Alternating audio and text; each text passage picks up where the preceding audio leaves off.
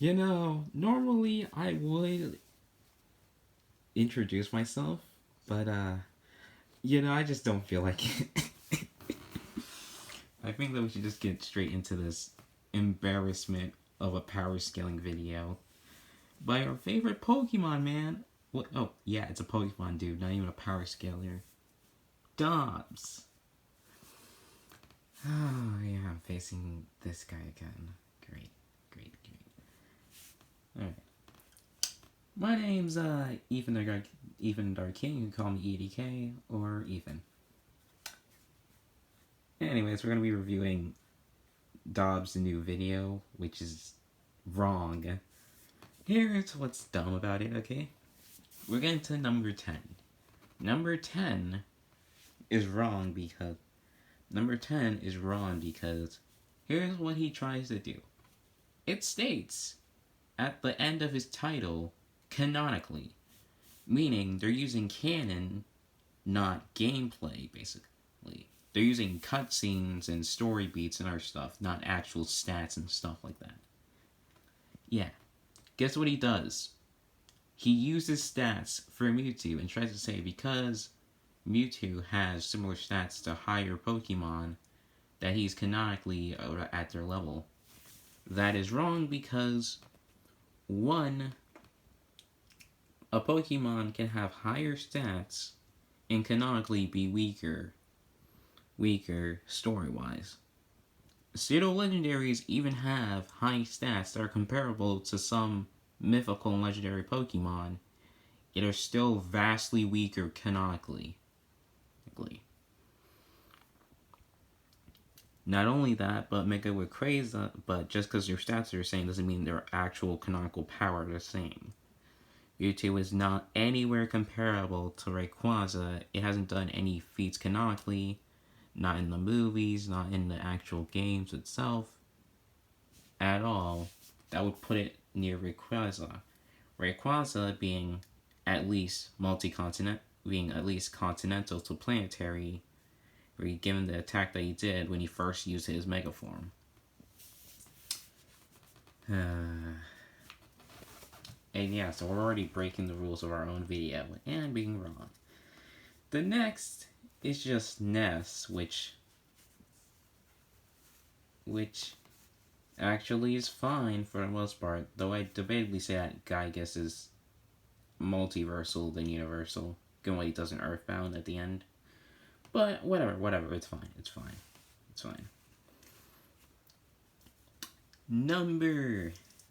The next one being with Samus is just completely stupid. They mention all this and that, okay? They mention her equipment and all this other stuff. And then they try to say that Ness can beat her, even though they don't provide any feats that prove that she has enough durability to survive any hits from Ness. Not only that, but they try to say that Ness couldn't do anything because he couldn't tear her skin from the suit. Even though Ness could just destroy her and the suit using PK Flash or PK Fire. Not only that, given that Samus hasn't beaten anyone who was around, let's see here, Universal, only people who are like planetary to star level at best, Ridley, Kraid, and a few other and Loverbrain and a few other people. Yeah, Samus literally would do nothing to Ness except for maybe scratch him, and that's it. Not only that, the last... Oh, yeah. Remember when... Oh, yeah. We're coming back to the next point about the Ness one. Yeah, another big problem I have with it is that they state that Ness's power is connected to the Earth. Therein, if you destroy the Earth, Ness loses his power. That's not how that actually works. He got his power and got energized from the Earth, basically, but he isn't constantly getting that. Not only that, but two, even if you did destroy Earth, that wouldn't take away his powers because... We see that when Ness goes forward in time with his friends, guess what? Earth no longer exists in the future. Ness is still just as powerful, if not more powerful, during his fight with Gygas. Therein proving that Ness could still doesn't need to be on Earth in order to get to use his powers to its max potential. Therein, if Samus destroyed Earth, it wouldn't mean anything. Maybe Ness couldn't breathe at most, which okay, I guess, but even then, Ness could just stop her attack and take it himself before she ever hit Earth with it.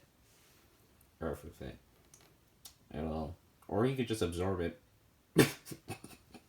Simply just absorbs it. And then just blasts Samus to bits. Like, she couldn't do anything. Then you have Sonic, okay? Which is alright. The Sonic one's fine. And then you have Ganon and Palutena.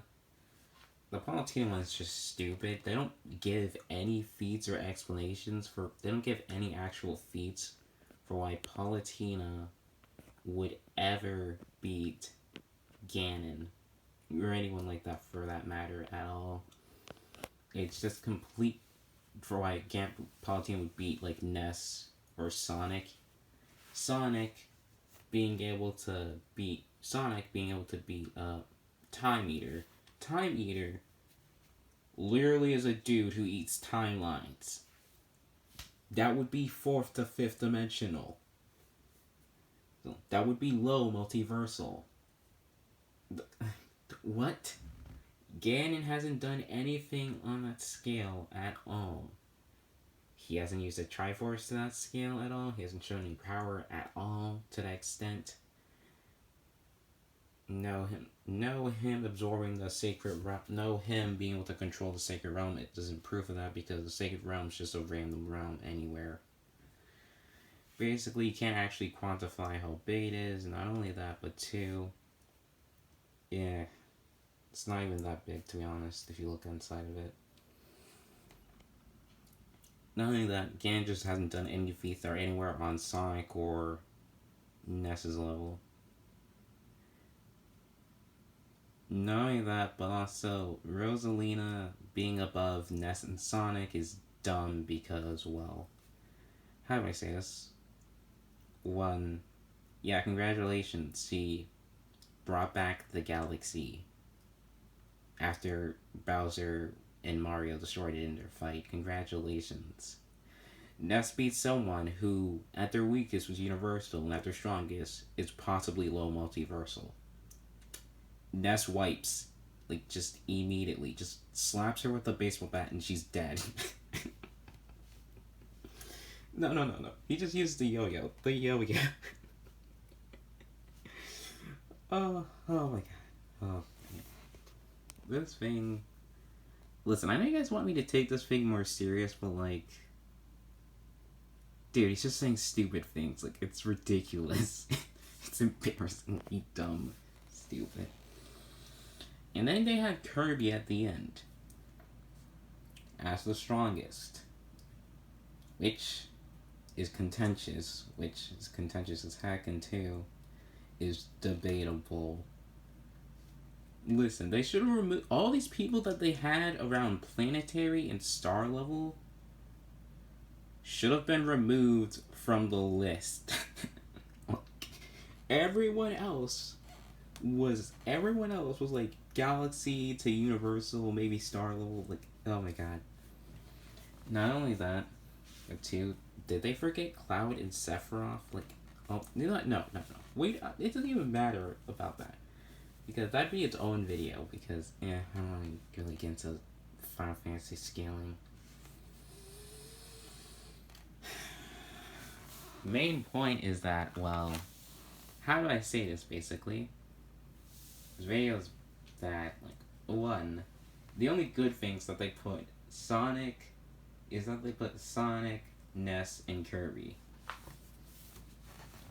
Now, depending on how you scale it, you could have Ness win, you could have Sonic win, you can have Kirby win, though more likely it's either Kirby or Ness would win.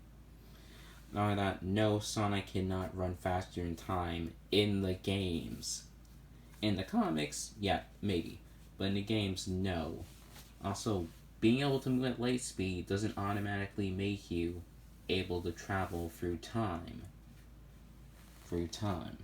Now, maybe in the real world if that happened, which it never has, so yeah. Not only that, Sonic has never shown that he's able to run backwards and forwards in time without assistance. He needed the assistance of like these signs in Sonic CD in order to like travel forward, backwards, into present in time, basically. Sonic himself has never shown that he's able to run fast enough in order to go backwards and forwards in time in the games. He's done this in the manga. I mean, the comics, I think, but not in the games, basically. And are using games. So, yeah. Also, this video is stupid and dumb in logic. They had planetary characters. Almost, they had a planetary character in second as a runner-up. A runner-up on a list filled with people who were universal. Does he not understand that universal beings they just sneeze on planetary people and they die immediately. Like, it's just a wipe. It's a smackdown. It's just a stop. Like, no, these people can't do anything to these universal beings. These universal beings have way more powerful tactics and abilities that would just destroy all these planetary beings. They couldn't do anything about their hexes at all. And overall, the universal beings can just tank all their abilities. So, yeah. And also, being immortal, congratulations. Just because you're immortal doesn't mean that you can suddenly beat everyone. And that doesn't make you more powerful than everyone else. If you're immortal, that means you can't die. That being said, if the other person's like several times stronger than you, they can just keep killing you over and over and over again. And given that they're faster, they could still continue doing this for a long time, to the point where by the time they actually did get tired out, it'd be to a ridiculous amount, and it'd be ridiculous to say that they've tired them out, because it'd just be ridiculous. So yeah, Dobbs, this is just some advice for me. Either maybe get someone who actually knows how to power scale, like maybe Seth the programmer, or Clyde, or Swag or Six, or Spender, or Splash, or somebody who actually knows what they're talking about, hell, even Imaginary Access, or someone who actually knows what they're talking about. You do not know how to power scale at all, and it's very clear and embarrassing. Not only that, learn better logic scales and understand the difference between a universe and a planet, because guess what? A planet is barely a tiny speck, is so below a universe, you can't even see it if you were to zoom out and look at the universe. At best, you would see a star, which is massively larger than planets and more powerful. The universe is not comparable to a planet at all. Planetary people, unless they have some special hacks that would stop the universal beings or something like that, like Jorno with GER, which has a reality warping hacks, then the planetary person loses to the universal person, obviously. You don't understand what you're doing. You have no idea what you're talking about. Your logic's dumb, because you're basically saying the equivalent of 3,000 is smaller than 2, which is dumb, obviously, because 3,000 is obviously bigger. And overall, your video just shows that you should stick to doing Pokemon clickbait. Thank you very much. And sorry if I sounded a little bit heated or very mad in this video. I just found that this video that Dobbs created was dumb and bad. Overall, hope you have a nice day. Bye.